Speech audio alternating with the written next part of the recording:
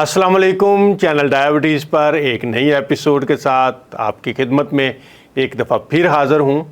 आज की वीलॉग में मैं आपको बताऊँगा कि हाई ब्लड प्रेशर, जिसे खामोश कातिल कहते हैं, इसके कैसे हम बच सकते हैं, इसकी मोटी मोटी वजूहात क्या होती हैं, और जो हमें ये बताया गया था कि नमक की वजह से हाई ब्लड प्रेशर होता है और मरीज़ नमक वाले खाने ना खाए और बेचारा सारी उम्र फीके खाने खाता है और उसके बावजूद उसका ब्लड प्रेशर नॉर्मल नहीं होता और अल्टीमेट उस बेचारे बंदे को या तो हार्ट अटैक के सूरत में मौत का सामना करना पड़ता है या फिर फालज का शिकार होना पड़ता है या गुर्दों की बीमारी में मुब्तला होकर डायलिसिस पे जाना पड़ता है। ये तीन ऐसी चीज़ें हैं जो हाई ब्लड प्रेशर को बहुत मोहलक बना देती हैं और उसे खामोश कातिल कहते हैं। लिहाजा अपना ब्लड प्रेशर चेक करते रहा करें। इसके बाद का सिम्टम्स होते हैं, बाद का ब्लड प्रेशर बढ़ा हो तो फील होता है, बाद का इसके कोई सिम्टम नहीं होते और यकदम मसला पैदा होता है और पता चलता है कि जनाबे वाला गुर्दे उड़ गए। इसलिए अपना ब्लड प्रेशर घर में आप वो छोटा सा इंस्ट्रूमेंट मिल जाता है, उससे मंगवा के रख लें, चेक करते रहा करें या मेडिकल स्टोर पे जाके वहाँ पे चेक करवा लिया करें। एक तो इसका एहतमाम रखें। दूसरा बात यह है कि ब्लड प्रेशर के पीछे भी कहानी वही है जो शुगर के पीछे है। जब आपके खून में इंसुलिन लेवल बढ़ता है, जब आपके खून में इंसुलिन, आपके जिस्म के अंदर इंसुलिन रेजिस्टेंस पैदा होती है, उसकी वजह से चार काम हमारे जिस्म में होते हैं जो हाई ब्लड प्रेशर का सबब बनते हैं। पहला काम ये होता है कि आपके जिस्म के अंदर जो गुर्दे हैं वो सोडियम को खून में रोकना शुरू कर देते हैं। अब सोडियम जो ज़ायद गुर्दों से निकल जाना चाहिए था, वो जब खून में आता है तो उसकी वजह से 1 ग्राम सोडियम आता है तो 4 ग्राम पानी उसके साथ लग जाता है। हमारा ब्लड वॉल्यूम यानी जिस्म में 5 से 5.5 लीटर खून होता है, ये बढ़ता है तो अब आपकी खून की नालियाँ तो वही हैं, जिसका नतीजा ये निकलता है कि हमारा ब्लड प्रेशर जो है वो बढ़ जाता है। और दूसरा जो अमल इंसुलिन रेजिस्टेंस हमारे जिस्म में करती है वो एक हार्मोन होता है जिसे कहते हैं एड्रेनालिन। इंसुलिन जब खून में बढ़ती है तो ये उसको भी बढ़ा देती है। एड्रेनालिन के बढ़ने से हमारे बॉडी के अंदर फाइट और फ्लाइट यानी मरो या मारो वाला जो रिस्पांस है वो एक्टिव हो जाता है, जिसकी वजह से दिल की धड़कन बढ़ती है और उसके साथ साथ ब्लड प्रेशर बढ़ जाता है। तीसरा काम इंसुलिन ये करती है कि इंसुलिन एक एनाबॉलिक हार्मोन है। एनाबॉलिक मतलब ये छोटी चीज़ों को बड़ा करता है। जब ये हमारे खून में, खून की नालियों में इंसुलिन भी बढ़ी हुई जाती है तो आपकी खून की नालियों की जो अंदरूनी परत है वो एंडोथेलियल सेल होते हैं जो बड़े आप चिपचिपे से होते हैं जिस पे खून फिसल के जा रहा होता है, उस लेयर को मोटा कर देती है।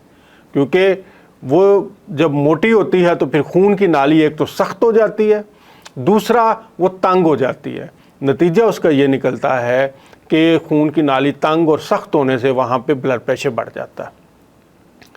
और चौथा काम इंसुलिन ये करती है कि हमारी खून की नालियों के अंदर नाइट्रिक ऑक्साइड की मिकदार को कम कर देती है। नाइट्रिक ऑक्साइड एक ज़बरदस्त किस्म का केमिकल है जो हमारे जिस्म में बनता है। सबसे ज़्यादा आपके इस कैविटी के अंदर होता है, ये जो नाक की कैविटी है इसके अंदर बनता है। इसलिए सांस जो है वो नाक के ज़रिए लिया करें, मुंह के ज़रिए ना लिया करें। अपनी आदत बनाएं और जो बच्चे या बड़े मुंह के ज़रिए सांस लेते हैं उनके मुंह पे रात को टेप लगा दें, सोते वक्त टेप लगाएं ताकि उनका ये सिस्टम एक्टिव हो। तो जिस्म में नाइट्रिक ऑक्साइड बनना बंद हो जाती है। जब नाइट्रिक ऑक्साइड करती क्या है, ये खून की नाली को खोलती है, ये वेज़ोडिलेटर है। अब जब ये नहीं बनेगी तो खून की नाली तंग रहेगी और जब खून की नाली तंग रहेगी तो आपका ब्लड प्रेशर बढ़ जाएगा। अब इसके अंदर किसी किस्म के नमक का कोई किरदार नहीं है, क्योंकि इन चीज़ों पे अब इंसुलिन किससे बढ़ेगी? चीनी खाने से। इंसुलिन किससे बढ़ेगी? मैदे वाली चीज़ें खाने से, प्रोसेस चीज़ें खाने से। अब मरीज़ को डॉक्टर सिर्फ नमक मना कर रहा होता है, बाकी वो बेकरी की चीज़ें भी खा रहा है, वो मीठे शरबत भी पी रहा है, वो प्रोसेस फूड भी खा रहा है, फिर वो कहता है मेरा ब्लड प्रेशर ठीक नहीं होता, मैंने तो बड़ा परहेज़ किया हुआ है। तो उसको गलत सिमत में गाइड किया गया। तो पहला काम ये करना है, जो परहेज़ शुगर के मरीज़ के लिए हैं वही परहेज़ हाई ब्लड प्रेशर के मरीज़ के लिए हैं। जो परहेज शुगर के मरीज़ के लिए है वही हार्ट के मरीज़ के लिए भी है।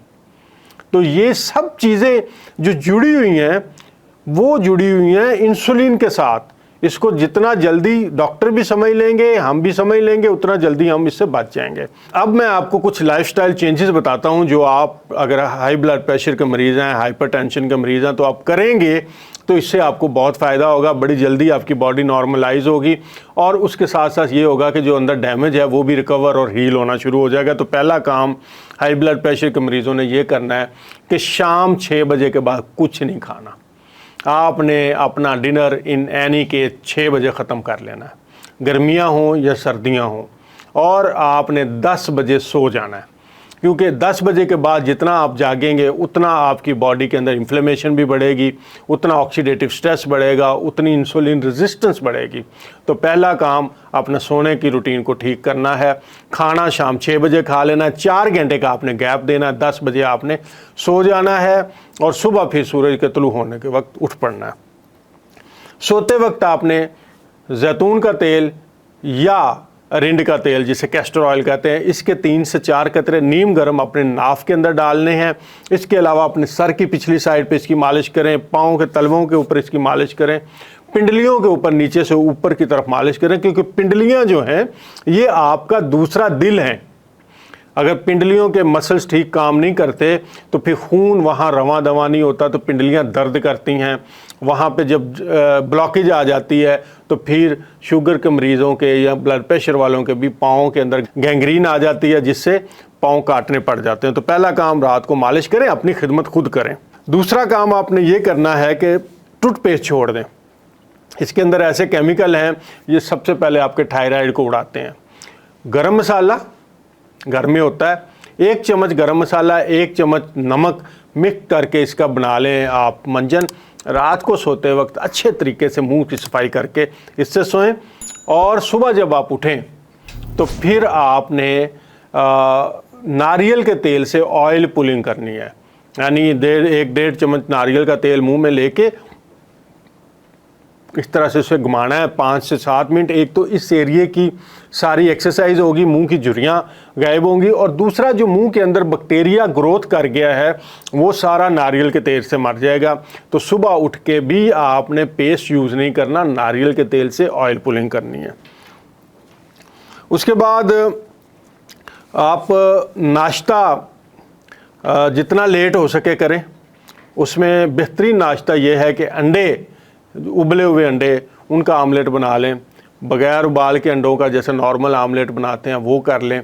और इसके साथ आपने नाश्ते करने के बाद ये सिरका और नींबू वाला पानी जो है ये सारा दिन पीते रहना है। 1 जग पानी लें, उसके अंदर 1 से 1.5 चम्मच अब तुखमलंगा डाल लें, 2 चम्मच सेब का सिरका डाल लें। और सिरका आपका नेचुरल होना चाहिए, बाज़ार वाला वो सिरका जो बेकरियों से पानी जैसा मिलता है वो नहीं, ब्राउन कलर का। 2 चम्मच सिरका और 2 चम्मच नींबू का रस, ये पानी सारा दिन थोड़ा थोड़ा करके पीजिए। ये आपके जिस्म को, आपके लिवर को ताकत देगा और इससे भी आपका ब्लड प्रेशर कम होगा। ब्लड प्रेशर के मरीज़ों के जिस्म में विटामिन डी की शदीद कमी होती है, लिहाजा उसका हम सप्लीमेंट ही ले सकते हैं। तो विटामिन डी का आपने सप्लीमेंट लेना, 2 लाख ताकत वाला जो इंजेक्शन है। आजकल वैसे जेल कैप्सूल भी आ रहे हैं, लेकिन आपने इंजेक्शन लेना है, वो मसल में लगवाना है। महीने की कोई एक डेट मुकर्रर कर लें, उसके अंदर आप विटामिन डी का इंजेक्शन लगवा लिया करें। विटामिन डी का सप्लीमेंट बहुत ज़रूरी है। और विटामिन सी, इसकी बड़ी शदीद कमी हो जाती है। इसके साथ साथ आपने अमरूद रोज़ाना खाना है। अमरूद जब आ रहा हो, मौसम हो, तो आपने लंच के अंदर जैसे ही आप रोटी अपनी फिनिश करें फ़ौरन बाद आप 3-4 अमरूद खाएं, और उसके बाद आपने बग़ैर दूध और चीनी के 1 कप तेज़ पत्ती वाली चाय पीनी है। ये अमरूद के विटामिन सी को बड़ी तेज़ी से बॉडी में रिलीज़ करता है, जिससे आपका लिवर और आपकी खून की नालियाँ रिलैक्स होती हैं। विटामिन K2 का भी हमें सप्लीमेंट लेना पड़ेगा, वो भी आम पाकिस्तान में मिल जाता है। उसकी 1 गोली आप रोज़ाना खाएंगे। फिर अपना जो दोपहर का सैलड है उसके अंदर टमाटर है, प्याज है, हरा धनिया है, पुदीना है, ब्रोकली है, खीरा है, और सबसे अहम चुकंदर। चुकंदर के अंदर बहुत ज़्यादा पोटाशियम होता है। एक दरमियाने साइज़ का चुकंदर जो है वो अपनी सलाद के अंदर ज़रूर शामिल कीजिए, और इसी में चाहे अमरूद डाल लीजिए। अगर अमरूद भी आप 1-2 इसमें डाल लेंगे तो वो आप कर लें। तो ये सारा दोपहर के वक्त आपने रोटी बिल्कुल नहीं खानी, आपने सिर्फ सैलड खाना। और असर के वक्त आपको मैं एक कहवा बता रहा हूँ कि आपने दालचीनी लेनी है, एक ये मेरी छोटी उंगली के बराबर आप ले लें। ये जो श्रीलंकन दालचीनी है असल में वही दालचीनी होती है, और उसके साथ साथ ये इतना अंगूठे के नाखन जितना अदरक का टुकड़ा, उसे कूट लें। 2 कप पानी के अंदर इसे उबाल लें। जब 1 कप रह जाए तो आप इसके अंदर 1 चमची शक्कर देसी मिला लें। अच्छा, शक्कर के परेशान नहीं होना, 1 चमची जो है वो 2-3 ग्राम 3 ग्राम तक होती है, तो उससे आपके ब्लड शुगर पे कोई असर नहीं पड़ता। और हर खाने के बाद एक और ज़बरदस्त चीज़ आपको बताता हूँ, ये बना के घर में डिब्बी में डाल के रखें। शक्कर, आधी चमची शक्कर और आधी चमची सूखा धनिया, चाहे दोनों चीज़ें अलग-अलग रख लें, निकाल लिया करें। और खाने के बाद आपने इसको मुंह में पान की तरह से इसको चबाना है। इसका जो जूस है वो निगल लेना, फोक आपने फेंक देना है। ये आपके ब्लड प्रेशर को बड़ी तेज़ी से कम करती है ये। और खाना फिर शाम का खाना उसी वक्त 6 बजे के हिसाब से आपने चल पड़ना। अच्छा, वॉक करनी है आपने। वॉक जो है वो आहिस्ता आहिस्ता करें, 20 से 25 मिनट करें, ताकि बॉडी के अंदर जो स्ट्रेस लेवल है जिसकी वजह से ब्लड प्रेशर बढ़ रहा है वो भी आपका कम हो। और जो सांस लेना है ना, वो आपने नाक से लेना है, जैसे ताकि नाइट्रिक ऑक्साइड की प्रोडक्शन बढ़े और खून की नालियाँ खुलें। तो आपने सांस नाक से अंदर खींचना है, और फिर नाक से ही उसको एक साउंड, हेमिंग साउंड जिसे हम कहते हैं, जैसे मैं आपको लेके दिखाता हूँ, ये देखें, रोक लिया। अब इसको बाहर निकालना नाक के ज़रिए, तो ये इस तरह से निकालना है कि नाक के अंदर की झिल्ली में वाइब्रेशन पैदा हो।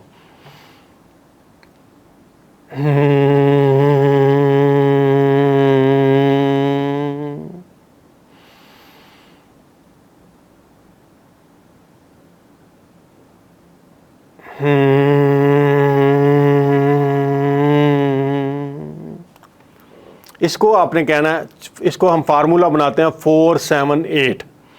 4 सेकंड में आपने सांस अंदर खींचना है और पेट आपका फूलेगा।